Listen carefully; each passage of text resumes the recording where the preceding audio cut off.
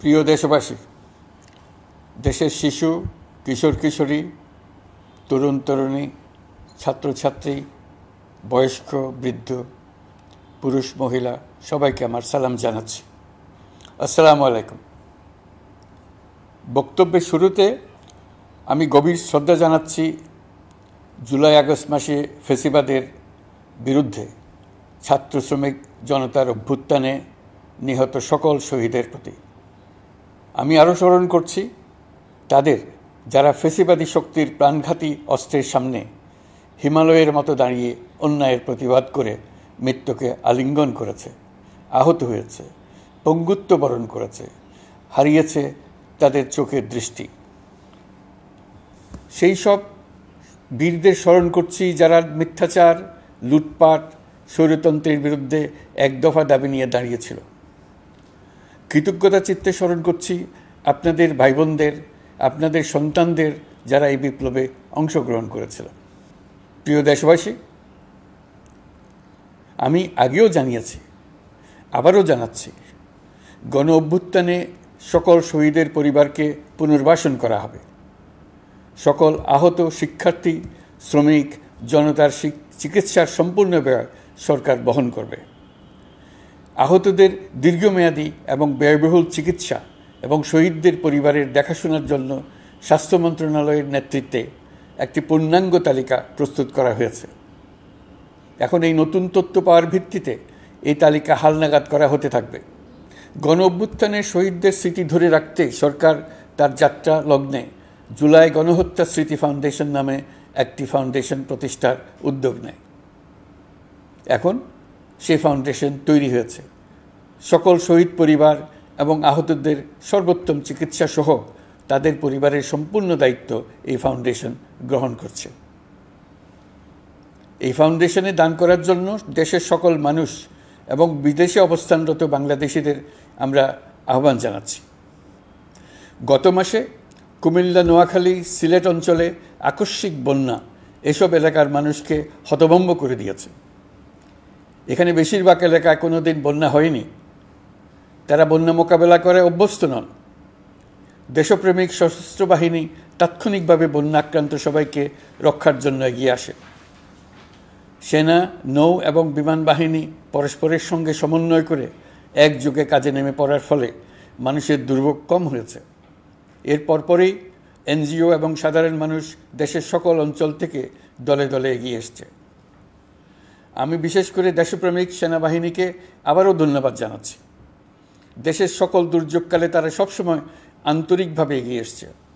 বিশেষ করে বন্যা ও শান্তি শৃঙ্খলা রক্ষার কাজে তাদের সৈনিক এবং অফিসাররা দিনের পর দিন যেভাবে দায়িত্ব পালন করেছে তার কোনো তুলনা হয় না। জনজীবনে স্বস্তি ও আত্মবিশ্বাস প্রতিষ্ঠায় তাদের ভূমিকা অনন্য। বাংলাদেশ সশস্ত্র বাহিনীর সকল সদস্যকে আমি ধন্যবাদ জানাই তাদের সততা, ত্যাগ ও অসীম দেশপ্রেমের জন্য। দেশের স্বাধীনতা সংগ্রাম থেকে শুরু করে বন্যা, খরা, ঝড়, বৃষ্টি, ঘূর্ণিঝড়, সকল প্রাকৃতিক দুর্যোগে আপনারা সকলের শেষ ভরসার স্থান। দেশের প্রতিটি ক্রান্তিলগ্নে আপনারা দেশের মানুষের পাশে থেকেছেন। দেশের স্বাধীনতার পক্ষে, সার্বভৌমত্বের পক্ষে অবস্থান নিয়েছেন। দেশ গঠনে আপনারা সবার আগে এগিয়ে এসছেন। বিগত জুলাই হতে শুরু হওয়া গণ অভ্যুত্থান, বন্যা, নিরাপত্তা প্রদান, অস্ত্র উদ্ধার সহ সকল কার্যক্রমে আপনারা সফলভাবে দিনরাত কাজ করে যাচ্ছেন। সরকার ও জনগণের পক্ষ থেকে আমি আপনাদের প্রতি কৃতজ্ঞতা জানাচ্ছি। বন্যা আমাদের জনজীবনে আরেকটি দিক উন্মোচন করল। দেশের সকল জায়গায় মানুষের সক্রিয় সহানুভূতির জোয়ার উঠেছিল অবিশ্বাস্য মাত্রায়। ব্যবসায়ী, অর্থবান ব্যক্তিরা যেমন তাদের অর্থ নিয়ে স্বতঃস্ফূর্তভাবে এগিয়ে এসেছিল, তেমনি দেশের বিভিন্ন প্রান্তের সাধারণ মানুষ, স্কুল, কলেজ, বিশ্ববিদ্যালয়ের ছেলেমেয়েরা জোয়ারের ঢলের মতো যার যার সামর্থ্য নিয়ে এগিয়ে এসছে। অনেকেই ছুটে গেছে বন্যার্তদের সহযোগিতা করার জন্য। এনজিওরা বিভিন্ন জায়গা থেকে ছুটে গেছে তাদের সহায়তা নিয়ে।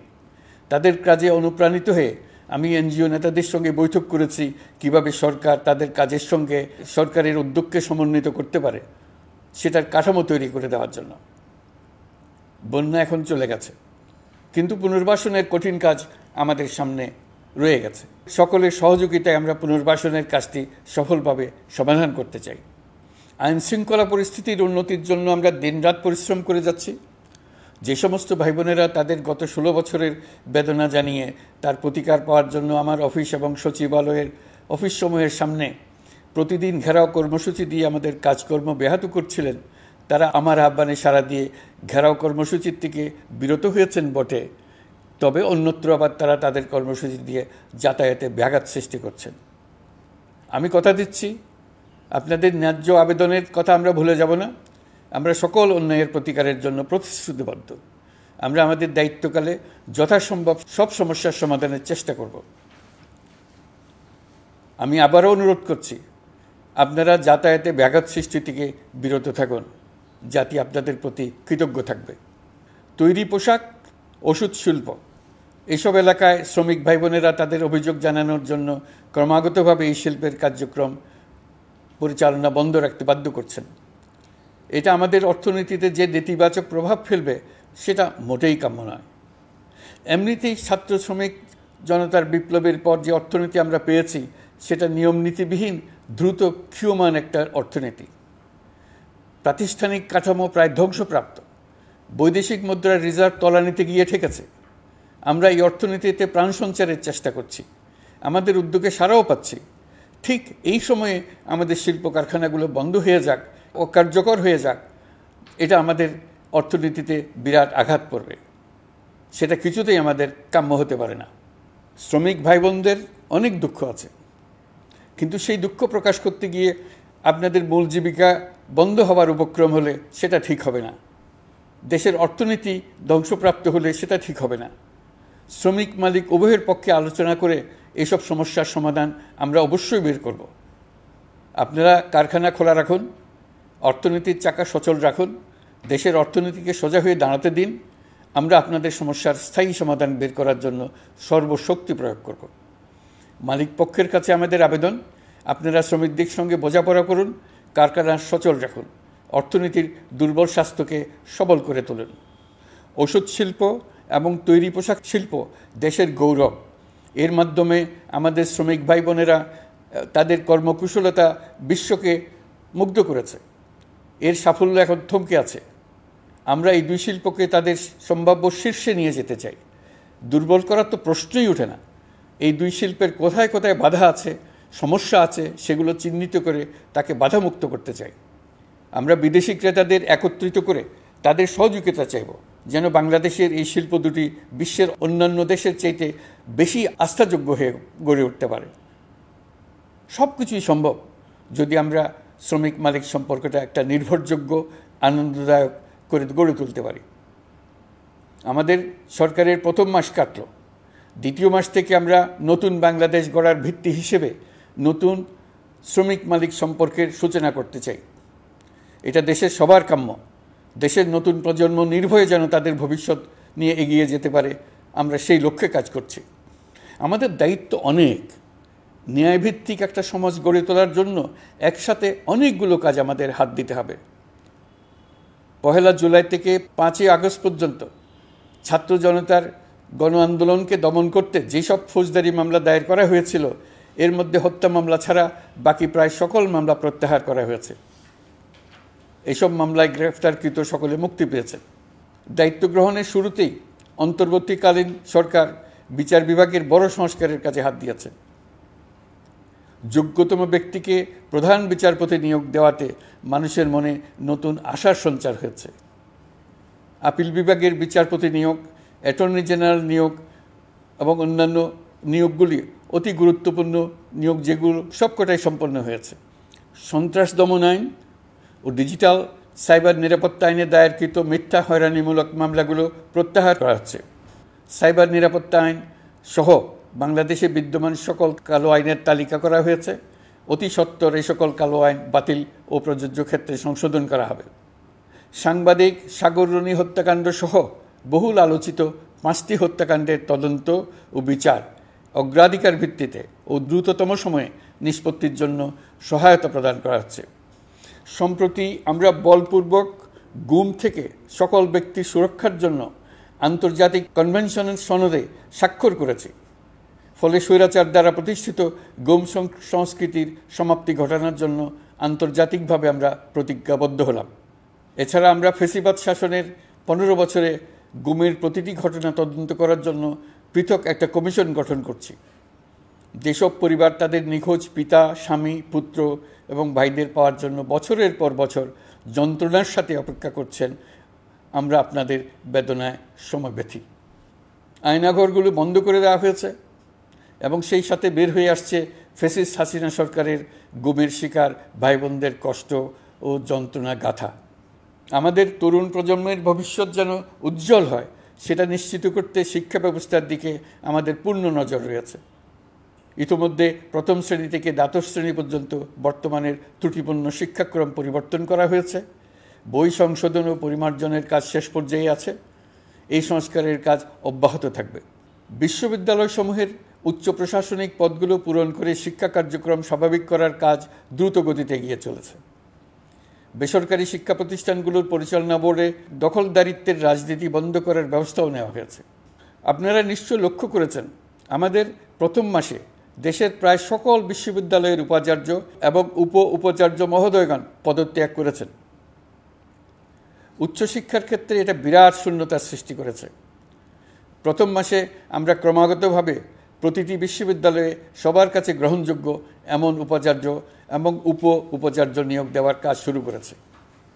এর ফলে সকল সরকারি এবং বেসরকারি বিশ্ববিদ্যালয়গুলোতে নতুন উদ্যমে কাজ শুরু করার পরিবেশ সৃষ্টি হয়েছে। সংবাদ মাধ্যম ও মত প্রকাশের পূর্ণ স্বাধীনতা ইতিমধ্যে নিশ্চিত করা হয়েছে। আমরা সবাইকে বলে দিয়েছি, আপনারা মন খুলে আমাদের সমালোচনা করুন, আমরা সবার মতামতের প্রতি শ্রদ্ধাশীল। মিডিয়া যাতে কোনো রকম বাধা বিপত্তি ছাড়া নির্বিঘ্নে তাদের কাজ করতে পারে, সেজন্য একটা মিডিয়া কমিশন গঠন করা সরকারের সক্রিয় বিবেচনাধীন। আরও যেসব কমিশন সরকার সহ অন্য সবাইকে জবাবদিহিতার আওতায় আনতে পারে, আমরা তাদের পুনর্গঠন ও সংস্কারের উদ্যোগ নিয়েছি, যাতে তারা আরও শক্তিশালী হয়, জনকল্যাণে কাজ করে। দায়িত্ব গ্রহণের পর বিভিন্ন দেশের সরকার প্রধান টেলিফোনে এবং শুভেচ্ছা বার্তা পাঠিয়ে আমাকে অভিনন্দন জানিয়েছেন। বিভিন্ন দেশের রাষ্ট্রদূত এবং হাই কমিশনারবৃন্দ আমার সাথে সাক্ষাৎ করে দ্বিপাক্ষিক সহযোগিতা বৃদ্ধির আশ্বাস দিয়েছেন। আমার অনুরোধে সংযুক্ত আরব আমিরাতের 57 জন বাংলাদেশি যারা ফ্যাসিবাদ বিরোধী বিক্ষোভে অংশগ্রহণ করা বিভিন্ন মেয়াদে কারাদণ্ডে দণ্ডিত হয়েছিলেন, তাদের সাধারণ ক্ষমা ঘোষণা করেছেন সে দেশের সরকার। ইতিমধ্যে তাদের কয়েকজন দেশে ফিরে এসেছেন। এই ক্ষমা প্রদর্শন ছিল অতি বিরল একটি ঘটনা। এই জন্য আমি সংযুক্ত আরব আমিরাতের রাষ্ট্রপতি শেখ মোহাম্মদ বিন জায়েদ আল নাহিয়ানকে ধন্যবাদ ও কৃতজ্ঞতা জানিয়েছি আপনাদের সবার পক্ষ থেকে। যে সমস্ত সরকার প্রধানের সঙ্গে আমার টেলিফোনে যোগাযোগ হয়েছে, তাদের মধ্যে রয়েছেন ভারতের প্রধানমন্ত্রী নরেন্দ্র মোদী, পাকিস্তানের প্রধানমন্ত্রী শাহবাজ শরীফ। আমরা ভারত এবং অন্যান্য প্রতিবেশী রাষ্ট্রসমূহের সঙ্গে সুসম্পর্ক চাই, তবে সেই সম্পর্ক হতে হবে ন্যায্যতা এবং সমতার ভিত্তিতে। ভারতের সাথে আমরা ইতিমধ্যে বন্যা মোকাবেলায় উচ্চ পর্যায়ে দ্বিপাক্ষিক সহযোগিতার আলোচনা শুরু করেছি। দক্ষিণ এশিয়ায় আঞ্চলিক সহযোগিতা বৃদ্ধির লক্ষ্যে আমি সার্ক রাষ্ট্রগোষ্ঠী পুনর্জীবিত করার উদ্যোগ নিয়েছি। আমরা চাই আমাদের দেশ যেন একটি গণতান্ত্রিক দেশ হিসেবে বিশ্বের কাছে সম্মানের সাথে পরিচিত হয়। দেশের পরিকল্পনা যেন দেশের মানুষকেন্দ্রিক হয়, কোনো নেতা বা দলকেন্দ্রিক না হয়। আমরা স্বৈরাচারী হাসিনা সরকারের অহেতুক কোটি কোটি টাকা ব্যয়ের প্রকল্প বাস্তবায়িত হতে দেখেছি, যেগুলো কখনোই দেশের মানুষের জন্য ছিল না, বরং এর সাথে জড়িত ছিল কুৎসিত আমিত্ব এবং বিশাল আকারের চুরি। চলমান এবং প্রস্তাবিত সকল উন্নয়ন প্রকল্পগুলোর যাচাই বাছাই করার কাজ ইতিমধ্যে আমরা শুরু করেছি। প্রকল্প বাস্তবায়নের পর্যায় বিবেচনা করে বাকি কাজে ব্যয়ের সাশ্রয় এমনকি প্রয়োজন মতে তা বাতিল করার কথা বিবেচনা করা হবে। দেশের মানুষকে আর ফাঁকি দেওয়া চলবে না। কর্মসংস্থান তৈরি করবে এমন প্রকল্পগুলোকে আমরা অগ্রাধিকার দেব। লুটপাট ও পাচার হয়ে যাওয়া অর্থ ফিরিয়ে আনার উদ্যোগ আমরা নিয়েছি। আর্থিক খাতে শৃঙ্খলা ফিরিয়ে আনতে একটা ব্যাংকিং কমিশনও গঠন করার উদ্যোগ নেওয়া হয়েছে। বিভিন্ন ব্যাংকের পরিচালনা পরিষদ পুনর্গঠন করা হয়েছে। ব্যাংকিং খাতে এই 1 মাসে বিরাট পরিবর্তন এসেছে, আপনারা নিশ্চয়ই সেটা লক্ষ্য করেছেন। আমরা এই খাতে নিয়মনীতি প্রতিষ্ঠা করতে পেরেছি। আরও অনেক কাজ বাকি রয়ে গেছে। প্রথম মাসের কাজ হিসেবে শুধু প্রধান কাজগুলো করেছি, তার সঙ্গে রয়েছে আরও অনেক পরবর্তী কাজ। ফ্যাসিবাদী সরকার লুটপাট করার জন্য নতুন করে 60,000 কোটি টাকা ছাপিয়ে বাজারে ছাড়ার কারণে মুদ্রাস্ফীতির শিকার হয়েছে দেশের মানুষ। এই অতুলনীয় মুদ্রাস্ফীতি নিয়ন্ত্রণ অন্তর্বর্তী সরকারের অন্যতম প্রধান লক্ষ্য। মুদ্রাস্ফীতি নিয়ন্ত্রণের লক্ষ্যে পলিসি সুদের হার বৃদ্ধি করে 9% উন্নীত করা হয়েছে। মূল্যস্ফীতি থেকে সাধারণ মানুষকে সুরক্ষা দেওয়ার উদ্দেশ্যে ওএমএস খাদ্যবান্ধব কর্মসূচি সহ সুলভ মূল্যে প্রান্তিক মানুষের কাছে নিত্য প্রয়োজনীয় দ্রব্য সরবরাহ চলমান রাখা হয়েছে। মূল্যস্ফীতি মোকাবেলায় চলতি অর্থবছরে চাল ও গম আমদানির জন্য 5,800 কোটি টাকা, আভ্যন্তরীণ সংগ্রহের জন্য 8,900 কোটি টাকা এবং খাদ্য ভর্তুকির 3টি প্রোগ্রামের জন্য 7,360 কোটি টাকা বরাদ্দ রাখা হয়েছে। বিভিন্ন স্টেক হোল্ডারের সাথে সভা করে মূল্যস্ফীতি নিয়ন্ত্রণের করণীয়সমূহ চিহ্নিত করা হয়েছে। পরিচালন ও উন্নয়ন ব্যয় যৌক্তিক পরিমাণে হ্রাস করার জন্য কার্যক্রম গ্রহণ করা হয়েছে। কৃষিপণ্য উৎপাদনের জন্য সার আমদানির ক্ষেত্রে প্রয়োজনীয় বৈদেশিক মুদ্রার সরবরাহ নিশ্চিত করার পদক্ষেপ নেওয়া হয়েছে। প্রকৃত চাষিগণ যাতে কৃষি ঋণ পেয়ে থাকেন তা নিশ্চিত করার উদ্যোগ নেওয়ার পাশাপাশি কৃষি ঋণের পরিমাণ বৃদ্ধি করা হয়েছে। মার্কিন ডলারের বিপরীতে টাকার বিনিময় হার স্থিতিশীল রাখার লক্ষ্যে বৈদেশিক মুদ্রার বিনিময় হারকে বাজারভিত্তিক করা হয়েছে। কালো টাকা সাদা করার অনৈতিক অনুমতি বাতিল করা হয়েছে। বৈদেশিক মুদ্রার রিজার্ভ বৃদ্ধি করতে বিভিন্ন উন্নয়ন সহযোগীদের কাছ থেকে বাজেট সাপোর্ট চাওয়া হয়েছে। আন্তর্জাতিক মুদ্রা তহবিল থেকে অতিরিক্ত 3 বিলিয়ন মার্কিন ডলার, বিশ্বব্যাংক থেকে অতিরিক্ত 1 বিলিয়ন ডলার, জাইকা থেকে অতিরিক্ত 1 বিলিয়ন মার্কিন ডলার প্রদানের অনুরোধ করা হয়েছে। রূপপুর পারমাণবিক বিদ্যুৎ কেন্দ্র নির্মাণ প্রকল্পের অগ্রিম অর্থ পরিশোধ এবং বকেয়া পাওনা নিয়ে রাশিয়ান ফেডারেশনের সাথে অর্থ মন্ত্রণালয়ের আলোচনা চলছে। পাইপলাইনে থাকা 48 বিলিয়ন মার্কিন ডলার বৈদেশিক সহায়তা ব্যবহারের উদ্যোগ নেওয়া হয়েছে। মেগা প্রকল্পের নামে লুটপাট বন্ধের পাশাপাশি স্বাস্থ্য ও শিক্ষা খাতে বরাদ্দ বৃদ্ধির পরিকল্পনা গ্রহণ করা হয়েছে। বৈদেশিক মুদ্রার রিজার্ভের উপর চাপ কমানোর লক্ষ্যে রাশিয়া এবং চীন থেকে প্রাপ্ত ঋণের সুদের হার কমানো এবং ঋণের মেয়াদ বৃদ্ধির জন্য অনুরোধ জানানো হয়েছে। সকল উন্নয়ন সহযোগীদের সাথে সম্পর্ক আরও নিবিড় করার উদ্যোগ নেওয়া হয়েছে। সকল অর্থনৈতিক সূচক এবং পরিসংখ্যানের প্রকৃত মান বা সংখ্যা প্রকাশের জন্য নির্দেশনা প্রদান করা হয়েছে। জিডিপি, মূল্যস্ফীতি ইত্যাদি সঠিক উপাত্ত সংগ্রহ, প্রাক্কলন ও প্রকাশের জন্য নির্দেশনা দেওয়া হয়েছে। জাতীয় রাজস্ব বোর্ড এবং অর্থ বিভাগের রাজস্ব আয় সম্পর্কিত উপাত্তের মধ্যে পার্থক্য নিরসনে উদ্যোগ নেওয়া হয়েছে। প্রকৃত রপ্তানি আয় নিরূপণ এবং প্রকাশের নির্দেশনা দেওয়া হয়েছে। জাতীয় রাজস্ব বোর্ডের অটোমাইজেশনের লক্ষ্যে পরিকল্পনা গ্রহণ করা হয়েছে। পুঁজিবাজারকে স্বাভাবিক ধারায় ফিরিয়ে আনতে সিকিউরিটি এক্সচেঞ্জ কমিশন পুনর্গঠন করা হয়েছে। নিত্য প্রয়োজনীয় পণ্য সামগ্রীর সরবরাহ স্বাভাবিক রাখার নিমিত্তে ব্যবসায়ী, শিল্প মালিক ও ব্যবসায়ী সংগঠনের সাথে সভা করা হচ্ছে এবং তাদের মতামতের ভিত্তিতে বিভিন্ন ব্যবস্থা গ্রহণ করা হচ্ছে। বিদ্যমান মজুদ ও ঘাটতি মূল্যায়ন করে ভবিষ্যৎ চাহিদা পর্যালোচনা করে স্থানীয় উৎপাদন বৃদ্ধির পাশাপাশি আমদানি পর্যায়ে বিভিন্ন জটিলতা দূরীকরণ, বন্দর ও বড় মোকামসহ পরিবহন ব্যবস্থার বিভিন্ন সমস্যা সমাধানে সংশ্লিষ্ট সকল মন্ত্রণালয়, দপ্তর, বিভাগকে প্রয়োজনীয় নির্দেশ দেওয়া হয়েছে।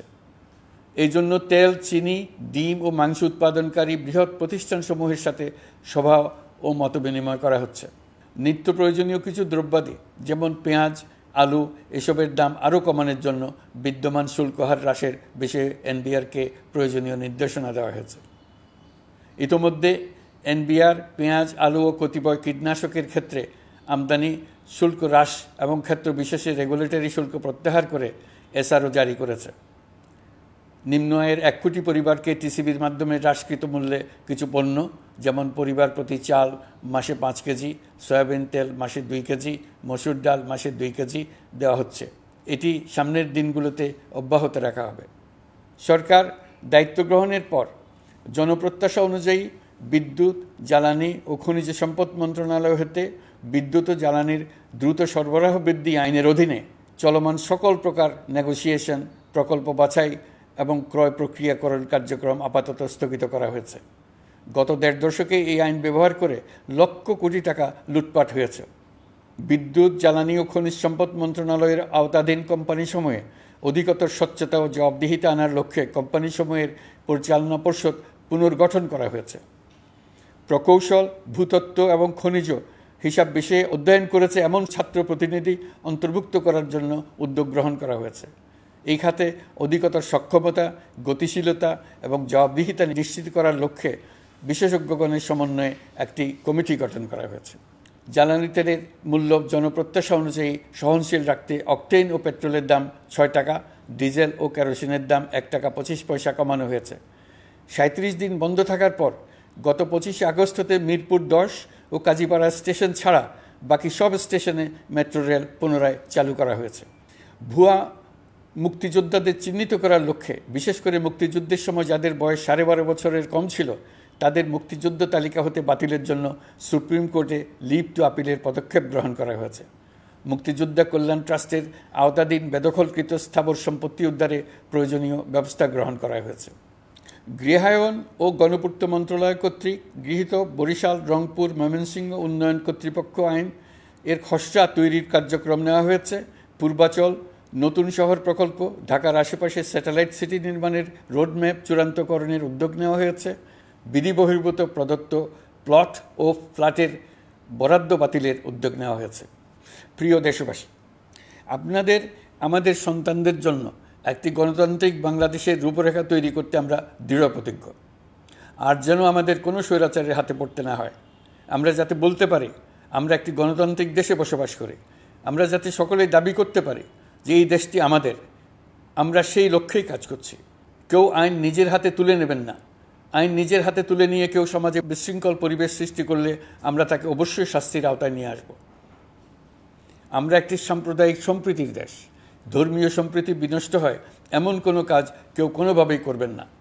অতীতে শুধুমাত্র আওয়ামী মতাদর্শী না হওয়ার কারণে 18তম থেকে 42তম BCS পর্যন্ত BPSC কর্তৃক সুপারিশকৃত অনেক প্রার্থী নিয়োগ বঞ্চিত হয়েছেন। 8ই আগস্ট পরবর্তী সময়ে এর মধ্যে এদের 259 জনকে নিয়োগ দেওয়া হয়েছে।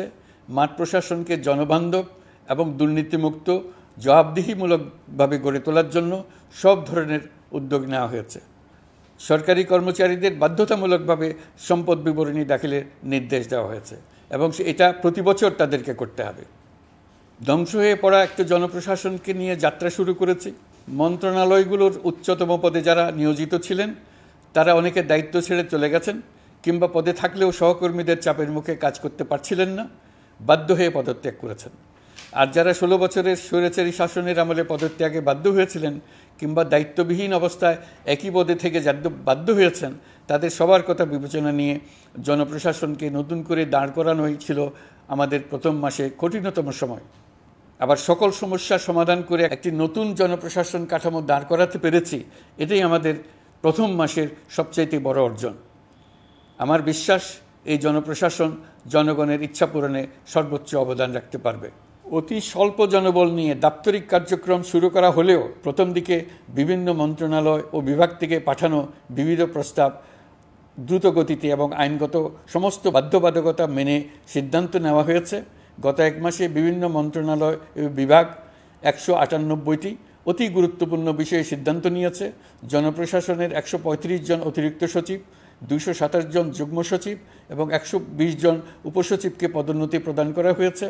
59টি জেলার জেলা প্রশাসককে প্রত্যাহার করা হয়েছে এবং নতুন 59 জন জেলা প্রশাসককে নিয়োগ দেওয়া হয়েছে। 67 জন কর্মকর্তার চুক্তিভিত্তিক নিয়োগ বাতিল করা হয়েছে। 10 জন যুগ্ম সচিব, 8 জন অতিরিক্ত সচিব, 6 জন সচিবকে ওএসডি করা হয়েছে। বাংলাদেশ পুলিশের 80 জন ডিআইজি, 30 জন পুলিশ সুপার সহ 110 জনকে পদোন্নতি প্রদান করা হয়েছে। 1 জন ডিআইজি, 1 জন এডিশনাল ডিআইজি, 4 জন পুলিশ সুপারকে চাকরিতে পুনর্বহাল করা হয়েছে। আইজিপি সহ 10 জন অতিরিক্ত আইজি, 88 জন ডিআইজি, 21 জন এডিশনাল ডিআইজি, 177 জন পুলিশ সুপার সহ মোট 297 জন কর্মকর্তাকে বদলি করা হয়েছে। ছাত্র শ্রমিক জনতার বিপ্লবের মূল লক্ষ্য ছিল গণভবন। এটা ছিল স্বৈরাচারের কেন্দ্রবিন্দু। এই সরকার বিপ্লবের প্রতি সম্মান দেখিয়ে গণভবনকে বিপ্লবের জাদুঘর হিসেবে ঘোষণা দিয়েছে। ছাত্র জনতার ক্ষোভকে স্থায়ীভাবে তুলে ধরার জন্য গণভবনের আর কোনো সংস্কার করা হবে না। ছাত্র জনতার ক্ষোভের মুখে তা যে অবস্থায় দাঁড়িয়েছিল সেই অবস্থায় তাকে রাখা হবে।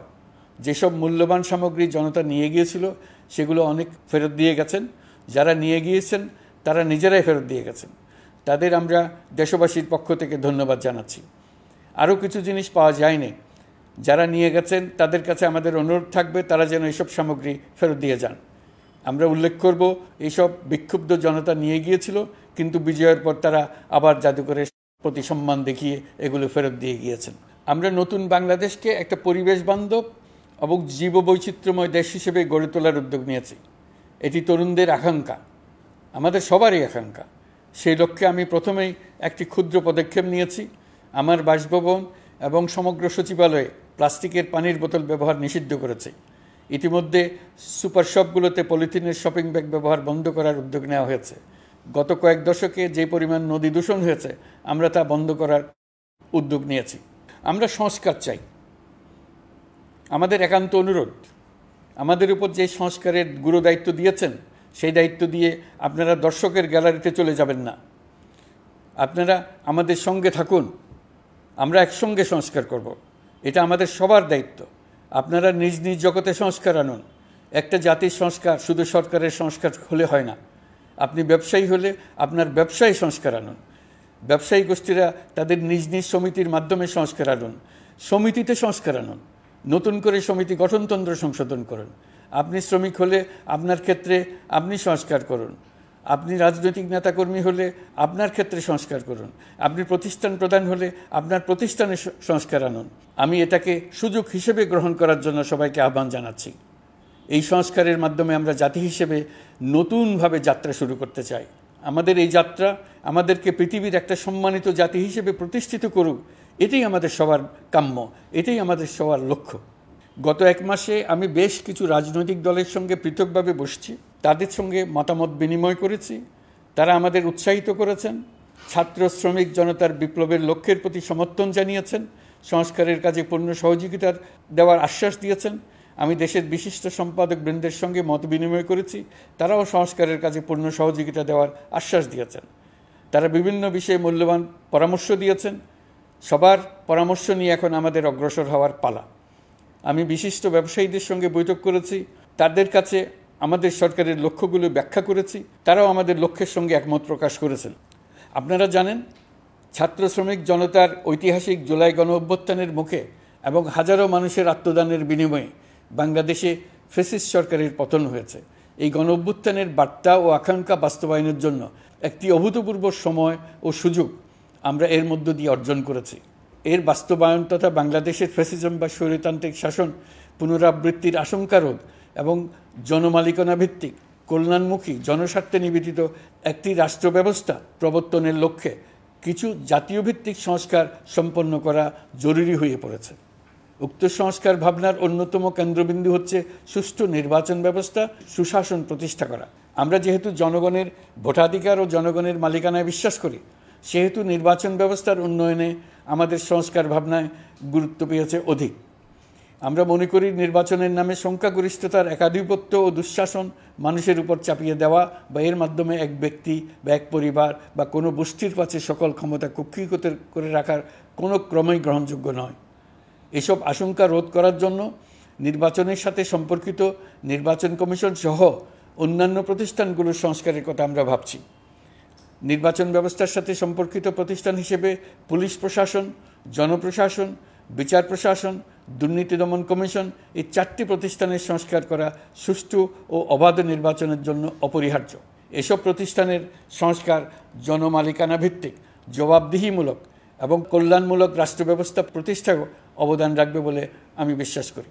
এর পাশাপাশি সমাজের সকল স্তরের মানুষের প্রতিনিধিত্ব ও স্বার্থ নিশ্চিত করার জন্য এবং জুলাই গণ অভ্যুত্থানের বার্তাকে প্রতিফলিত করার জন্য সাংবিধানিক সংস্কারের প্রয়োজন আমরা অনুভব করছি। এসব বিষয়ে সংস্কার করার প্রাথমিক পদক্ষেপ হিসেবে আমরা প্রাথমিকভাবে 6টি কমিশন গঠন করার সিদ্ধান্ত নিয়েছি। এসব কমিশনের কাজ পরিচালনার জন্য বিষয়ভিত্তিক অভিজ্ঞতা বিবেচনা করে 6 জন বিশিষ্ট নাগরিকের নেতৃত্বে এই কমিশনগুলো পরিচালনা করার দায়িত্ব দিয়েছি। এরপর আরও বিভিন্ন বিষয়ে কমিশন গঠন করার প্রক্রিয়া আমরা অব্যাহত রাখব। নির্বাচন ব্যবস্থা সংস্কার কমিশনের প্রধান হিসেবে দায়িত্ব পালন করবেন ডক্টর বদিউল আলম মজুমদার। পুলিশ প্রশাসন সংস্কার কমিশনের প্রধান হিসেবে কাজ করবেন জনাব সরফরাজ চৌধুরী। বিচার বিভাগ সংস্কার কমিশনের প্রধান হিসেবে দায়িত্ব পালন করবেন বিচারপতি শাহ আবু নাঈম মমিনুর রহমান। দুর্নীতি দমন সংস্কার কমিশনের প্রধান হিসেবে দায়িত্ব পালন করবেন ডক্টর ইফতেখারুজ্জামান। জনপ্রশাসন সংস্কার কমিশনের প্রধান হিসেবে দায়িত্ব পালন করবেন জনাব আব্দুল মুহিত চৌধুরী। সংবিধান সংস্কার কমিশনের প্রধান হিসেবে দায়িত্ব পালন করবেন ডক্টর শাহদিন মালিক।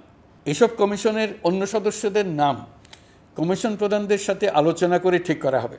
কমিশনগুলোর আলোচনা ও পরামর্শ সভায় উপদেষ্টা পরিষদের সদস্য, ছাত্র, শ্রমিক জনতা আন্দোলনের প্রতিনিধি, নাগরিক সমাজ ও রাজনৈতিক দলের প্রতিনিধিরা উপস্থিত থাকবেন। পূর্ণাঙ্গভাবে গঠিত হওয়ার পর কমিশন আনুষ্ঠানিকভাবে তাদের কাজ আগামী 1 অক্টোবর থেকে শুরু করতে পারবে বলে আমি আশা করছি এবং এটি পরবর্তী 3 মাসের মধ্যে সম্পন্ন হবে বলে আমরা ধারণা করছি। কমিশনের রিপোর্টের ভিত্তিতে সরকার পরবর্তী পর্যায়ে প্রধান রাজনৈতিক দলগুলোর সাথে পরামর্শ সভার আয়োজন করবে। চূড়ান্ত পর্যায়ে ছাত্র সমাজ, নাগরিক সমাজ, রাজনৈতিক দলের প্রতিনিধি, সরকারের প্রতিনিধি নিয়ে ব্যাপক ভিত্তিক 3 থেকে 7 দিন ব্যাপী একটি পরামর্শ সভার ভিত্তিতে সংস্কার ভাবনার রূপরেখা চূড়ান্ত করা হবে। এতে এই রূপরেখা কীভাবে বাস্তবায়ন হবে তার একটি ধারণাও দেওয়া হবে। এই আয়োজন জুলাই গণঅভ্যুত্থানের বার্তা বাস্তবায়ন ও রাষ্ট্র পুনর্নির্মাণ তাগিদের ঐক্যবন্ধনে গোটা জাতিকে শক্তিশালী ও আশাবাদী করে তুলবে বলে আমাদের বিশ্বাস। প্রিয় দেশবাসী, আমাদের সামনে অনেক কাজ। সবাই মিলে একই লক্ষ্যে আমরা অগ্রসর হতে চাই। আমাদের মধ্যে, বিশেষ করে আমাদের নতুন প্রজন্মের মধ্যে যে সুপ্ত প্রতিভা লুকিয়ে আছে সেটা যেন বিনা বাধায় রাষ্ট্রের এবং সমাজের সহযোগিতায় প্রকাশ করতে পারি, সেই সুযোগের কাঠামো তৈরি করতে চাই।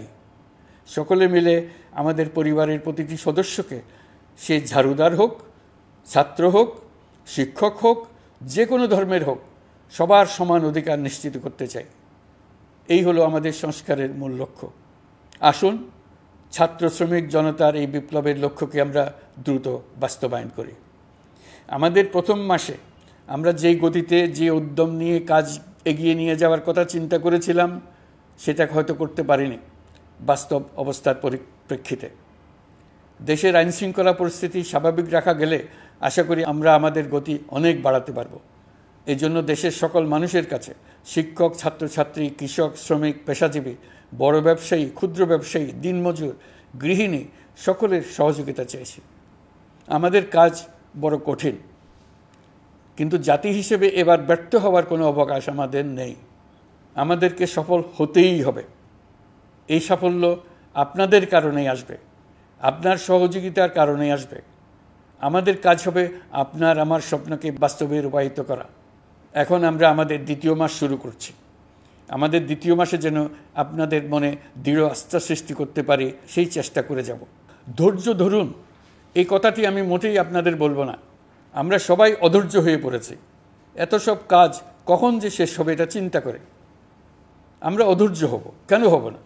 কিন্তু সঠিকভাবে কাজ করব, কাজে কোনো অধৈর্যের চিহ্ন রাখব না। প্রিয় দেশবাসী, দেশের শিশু, কিশোর কিশোরী, তরুণ তরুণী, ছাত্রছাত্রী, বয়স্ক, বৃদ্ধ, পুরুষ, মহিলা, সবাইকে আবারও আমার সালাম জানাচ্ছি। আসসালামু আলাইকুম। আপনাদের সবাইকে ধন্যবাদ জানাচ্ছি। মহান আল্লাহ আমাদের সকলের সহায় হন।